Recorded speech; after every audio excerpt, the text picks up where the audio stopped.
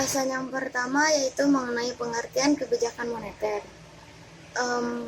Kebijakan moneter adalah kebijakan pemerintah yang menyangkut perilaku bank sentral dalam penawaran uang dan pengaturan uang yang beredar pada suatu negara.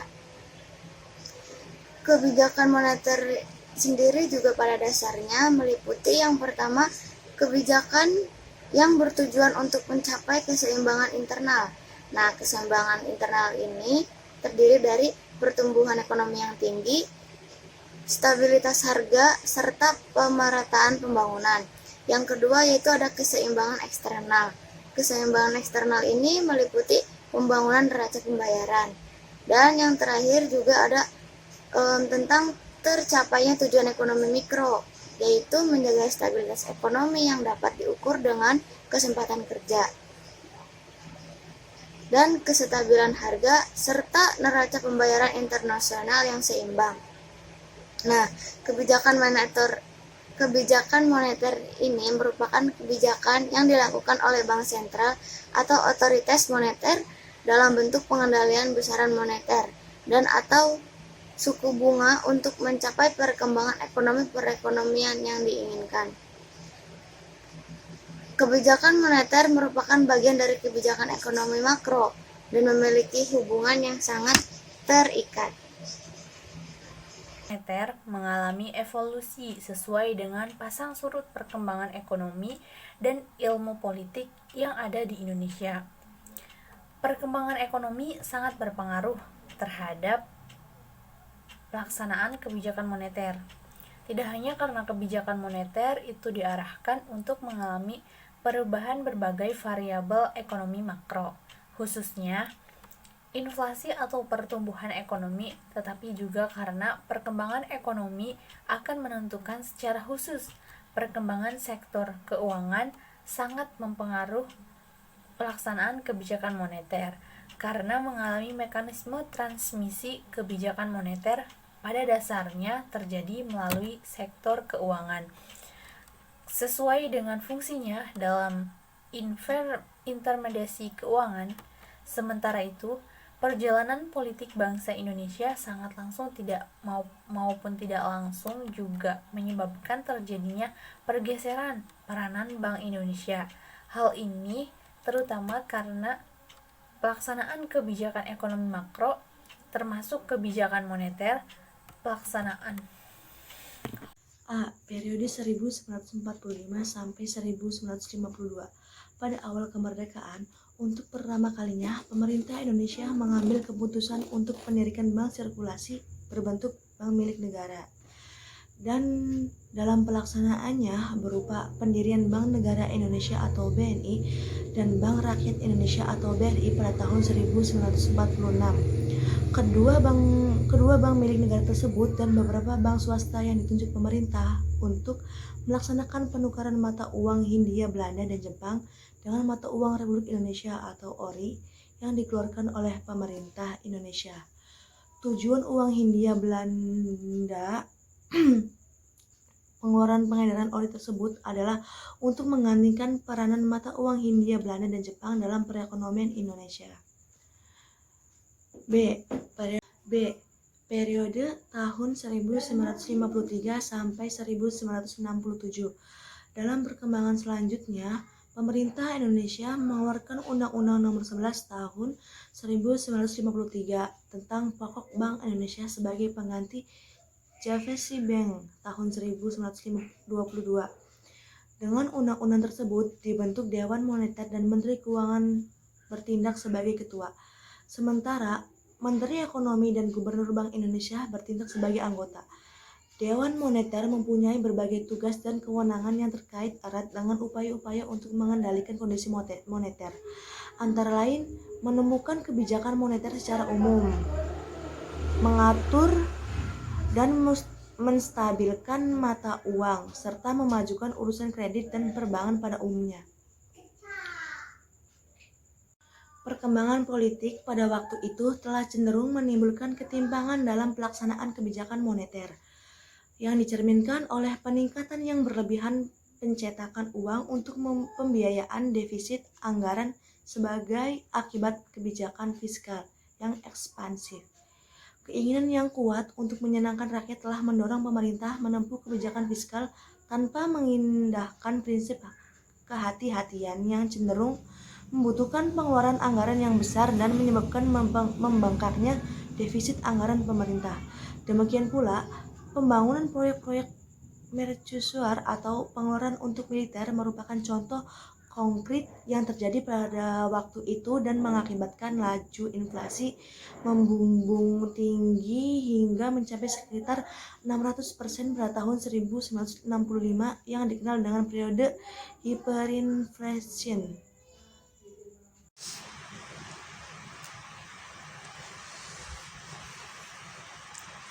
Periode 1968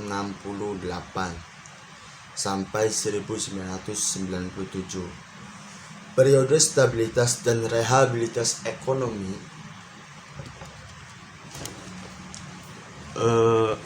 pada masa selanjutnya, yaitu sejak akhir tahun 1960-an, perkembangan ekonomi dan keuangan terus berkembang. Pada awalnya kebijakan pemerintah lebih diprioritaskan untuk pemulihan stabilitas ekonomi yang sempat terancam pada tahun 1960-an. Di sisi moneter, pencetakan uang untuk pembiayaan defisit anggaran pemerintah dihentikan pada jumlah uang beredar dikendalikan. Upaya ini dibarengi dengan penyediaan barang dan jasa yang sangat dibutuhkan masyarakat, dengan penegasan disiplin baik di sisi fiskal maupun di sisi moneter tersebut. Stabilitas ekonomi dapat secara dipulihkan seperti terlihat dengan menurunnya secara drastis lalu inflasi hingga di bawah 10%, hingga kepercayaan untuk pemulihan kegiatan ekonomi dapat terbangun dengan baik. Penataan ekonomi khususnya di sektor moneter dan perbankan lebih dimantapkan dengan dikeluarkannya Undang-Undang Nomor 13 Tahun 1968 tentang Bank Sentral. Periode pertumbuhan ekonomi dengan hasil minyak pada 1973 sampai 1982. Meningkatkan kegiatan perekonomian nasional kemudian mengalami dorongan lebih lanjut dengan hasil minyak yang meningkat, khususnya pada awal dekade 1970-an. Di satu sisi, hasil minyak telah memberikan limpah rezeki bagi penerimaan negara sehingga dapat dipergunakan. Nama saya Lia. Di sini saya akan melanjutkan tentang kebijakan moneter periode setelah krisis ekonomi tahun 1997. Nah, krisis yang melanda Indonesia pada sejak tahun 1997 itu menimbulkan berbagai permasalahan yang demikian sulit dan kompleks di berbagai bidang, yaitu untuk mewujudkan perekonomian yang kukuh, perlu diadakannya menyesuaikan berbagai kebijakan ekonomi yang selama ini telah ditempuh di Indonesia. Kebijakan moneter yaitu salah satu bagian penting dari kebijakan pembangunan ekonomi nasional. Jadi harus lebih diarahkan kepada upaya untuk menciptakan dan menjaga stabilitas moneter. Yaitu dengan terfokusnya tujuan kebijakan moneter, maka tanggung jawab, tujuan, dan tugas Bank Indonesia menjadi lebih jelas dan terarah. Baik, submateri selanjutnya yaitu mekanisme transmisi kebijakan moneter. Di sini ada dua periode, yaitu periode sebelum krisis dan periode sesudah krisis. Pada periode sebelum krisis, Indonesia mengalami peningkatan aliran modal luar negeri masuk yang sangat tinggi, sehingga mendorong tingginya pertumbuhan ekonomi. Nah, dalam kondisi ini, jalur suku bunga bekerja cukup baik dalam mentransmisikan pengaruh kebijakan moneter pada perubahan suku bunga, simpanan, dan pinjaman. Namun, perubahan suku bunga tersebut kurang direspon oleh pengeluaran investasi dan konsumsi. Nah, hal tersebut karena tingginya pertumbuhan ekonomi serta melimpahnya dana dari luar negeri. Kemudian, periode setelah krisis. Berbagai perubahan yang terjadi dalam perekonomian dan peralihan sistem nilai tukar dari sistem mengambang terkendali menjadi sistem mengambang atau fleksibel. Nah, dalam kondisi ini, jalur nilai tukar menjadi salah satu jalur penting dalam mentransmisikan pengaruh kebijakan moneter pada kegiatan ekonomi real dan harga. Begitupun halnya dengan jalur ekspektasi yang mempunyai peranan yang cukup penting dalam mempengaruhi perkembangan inflasi.